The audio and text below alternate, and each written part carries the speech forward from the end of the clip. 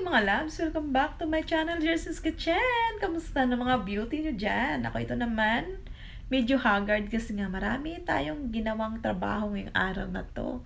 Dagdagan pa ng trabaho sa grupo. Alam mo yung kaliwat kanan yung trabaho, nakaka-stress. So, kailangan natin mag-refresh para ano naman yung gumaan yung isip natin. At saka gumaan yung pagod ng nararamdaman natin. O diba mga langga? Ang kakantahin natin ngayon, You Made Me Live Again. Ay! Itong kantang to, lagi ito nire-request sa akin ng isang kaibigan ko sa probinsya. Kasi, lagi ko itong kinakanta sa videokehan namin. Although, hindi naman maganda yung boses ko. Hindi naman ako ganun kagaling magkanta. Pero, masarap lang kumanta. Alam mo yun, nakaka-boost ng confidence. Kaya, kakantahin natin dito ngayon. Kaysa mag-isip-isip tayo ng mga walang kwentang bagay. Isipin natin yung mga taong nakaka-disappoint, nakaka-dismaya, yung mga taong hinusgahan tayo, minamaliit tayo. Yung mga taong, alam mo yun, yung hindi maganda ang tingin sa'yo, ganun. Kaysa naman, ano natin yung mundo, diba? Napakahirap ng mundo ngayon. Pahirap na dyan yung may gera na, may crisis na, may crisis na. So, diba? Napakahirap.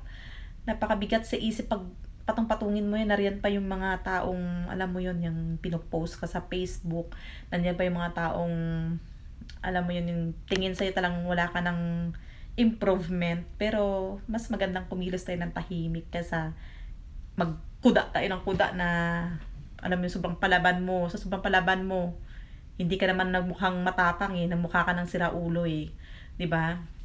Kaya, silent moves tayo. Huwag natin kailangan ipaalam ang lahat ng mga kilos natin sa mga tao kasi bibihira na lang ngayon yung mga taong pwede natin pagkatiwalaan. Okay? Nandito tayo sa sinful world, mga langga. Ang hirap magtiwala. Even our best friend today, it can be our worst enemy tomorrow. Kaya, don't love too much. Don't trust too much. Okay? Magtiwala ka sa sarili mo, magtiwala ka number 1 sa Panginoon kasi siya ang may hawak ng buhay mo. Okay, mga langga? Huwag masyadong stressin yung mga taong yun na mga sakit sa ulong binigay sa sakit sa puso. Iyaan mo lang sila. Bigay mo lang sila sa Panginoon, ipag-pray mo lang sila kasi yung Panginoon ang bahala sa kanila doon. Okay?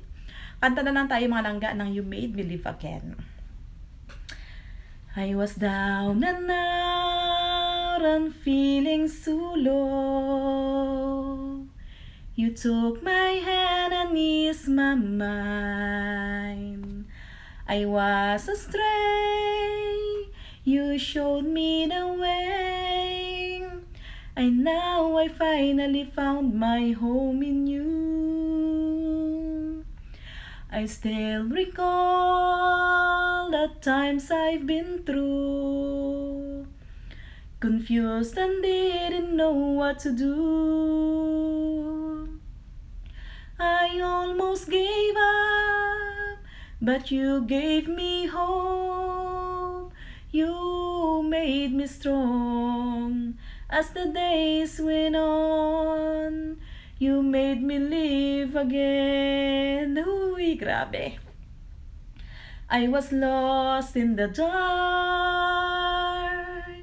with my lonely broken heart. Then you came along, you took me home and made me your own. You were always there to lend a helping hand when good friends were hard to find. When things went wrong, you made them right.